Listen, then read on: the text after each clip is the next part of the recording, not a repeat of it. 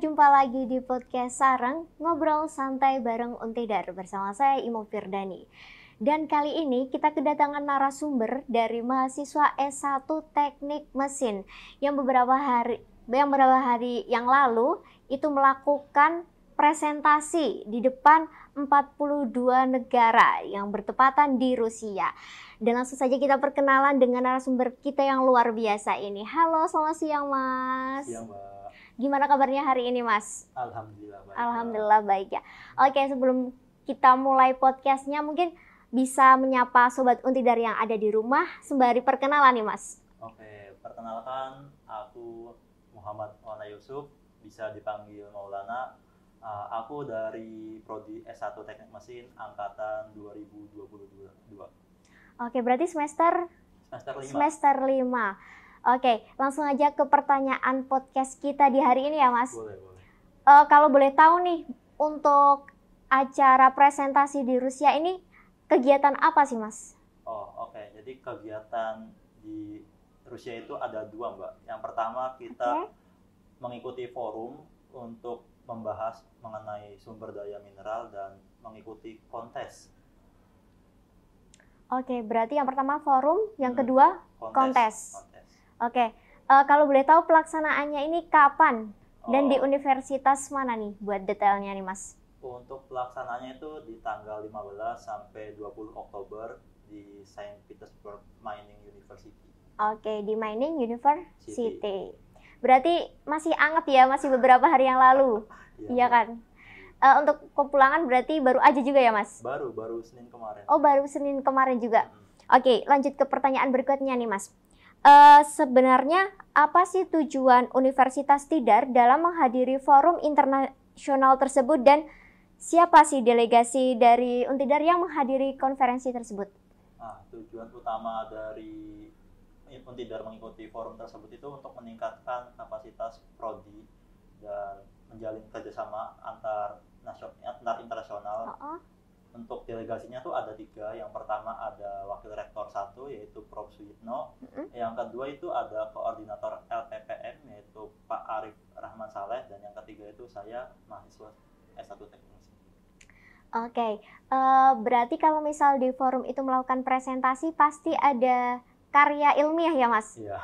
Nah, terkait karya ilmiah tersebut untuk temanya apa sih Mas?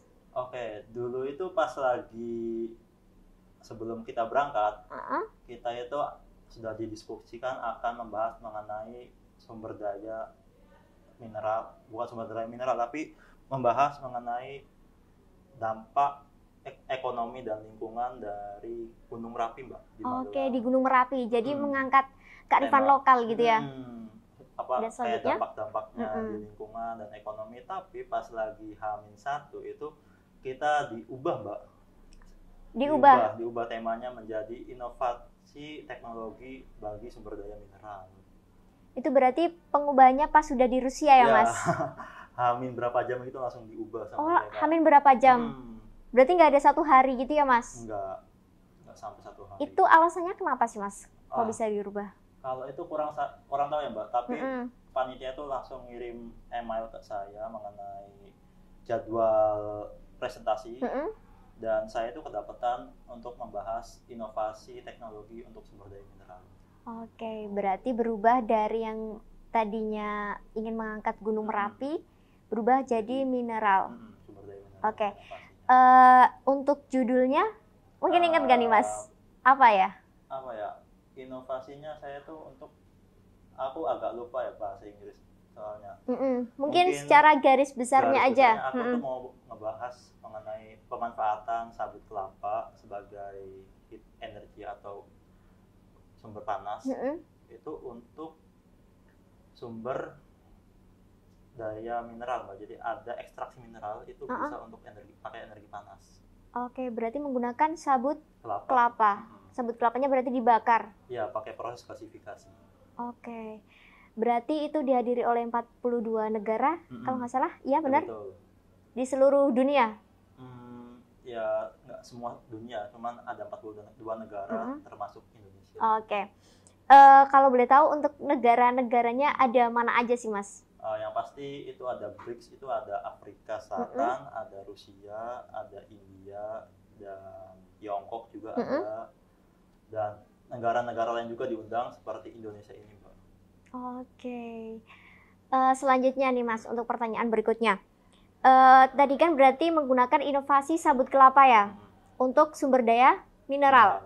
Nah, untuk pertanyaannya nih Mas, adakah potensi dari penelitian yang dilakukan ini bisa diimplementasikan secara luas yang berdampak bagi Indonesia, dan apa sebenarnya kalau misal bisa, itu tantangannya apa sih dan solusinya bagaimana? Ya mungkin kalau di Indonesia ini cukup besar ya potensinya, Mbak. Apalagi Indonesia itu penghasil sabut kelapa terbesar di dunia. Tapi tantangannya itu kita masih belum cukup infrastrukturnya. Oke. Mungkin untuk solusinya dibenahi lagi dari inovasi-inovasi yang ada sekarang. Oke, berarti memang sabut kelapa ini Indonesia menghasilkan yang banyak sekali, dan tantangannya di infrastruktur. Oke. Oh iya, berarti untuk sabut kelapa ini biasanya dihasilkan di daerah terpelosok ya Mas, dan mungkin sulit untuk mobilisasinya gitu ya? Betul. Oke, selanjutnya nih Mas, dari forum internasional yang dilakukan di Rusia, apa sih pengalaman yang berharga yang mungkin bisa dibagikan ke Sobat Untidar yang ada di rumah nih? Mungkin pengalamannya itu saya mendapatkan wawasan lebih luas ya, apalagi mengenai sumber daya mineral, itu pengolahannya bagaimana, untuk distribusinya bagaimana, dan manajemennya seperti apa, itu saya mendapatkan wawasan lebih luas. Dan untuk teknik mesin juga ada di situ, untuk sumber daya mineral, untuk materialnya juga, Mbak. Oke.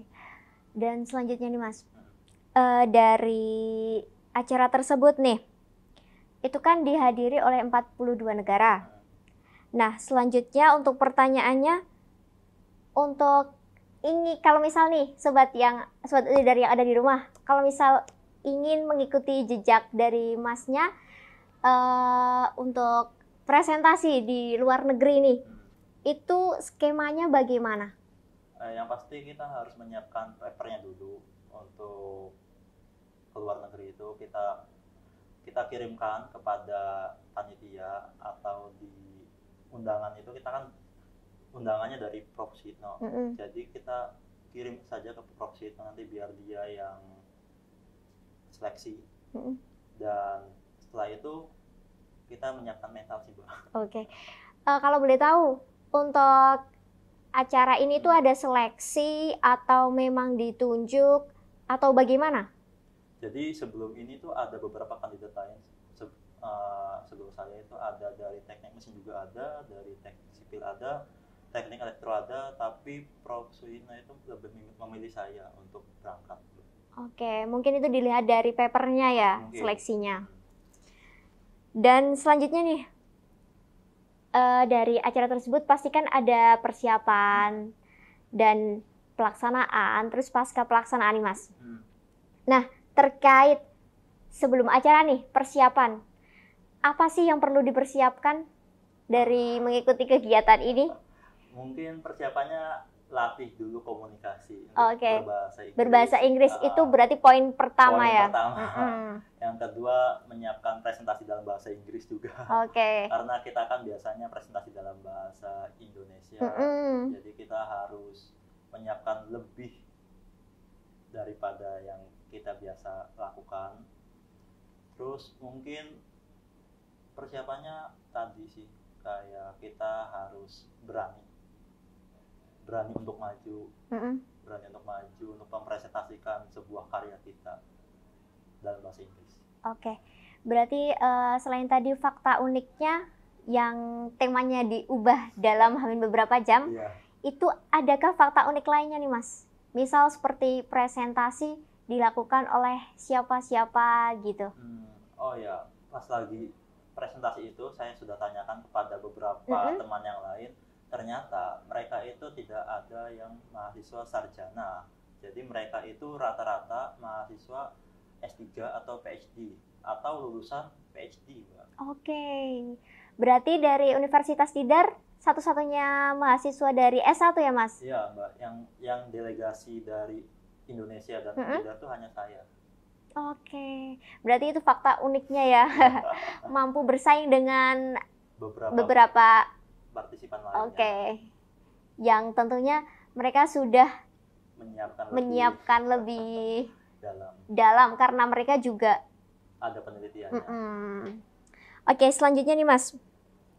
Setelah mengikuti acara ini, adakah kesan dari Mas Maulana terkait mengikuti forum internasional ini yang mungkin bisa dibagikan kepada Sobat Untidar agar Sobat Untidar itu termotivasi nih Mas untuk mengikuti dari jejak Mas Maulana?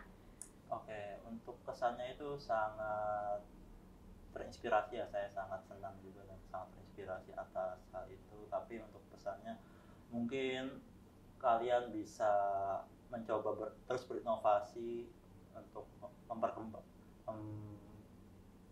mengembangkan bangsa ini, karena bangsa ini tuh masih banyak memerlukan inovasi-inovasi yang cukup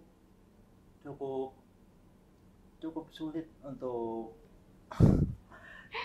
ya dikembangkan, Mbak. Oke, berarti pesannya supaya mahasiswa itu terus melakukan inovasi ke depannya bagi keberlangsungan negara ini ya, karena Indonesia sendiri kan potensinya juga masih banyak ya Mas. Masih banyak, iya, tapi dan belum dimanfaatkan.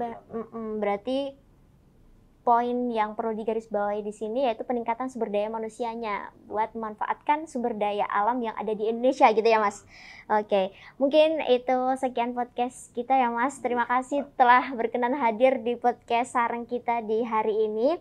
Semoga dari pengalaman Mas Maulana ya bisa memotivasi kita semua untuk terus berinovasi untuk meningkatkan sumber daya manusia dalam pemanfaatan sumber daya alam yang ada di Indonesia ya Mas Maulana. Oke. Dan Sobat Untidar, mungkin itulah podcast Sareng kita pada hari ini.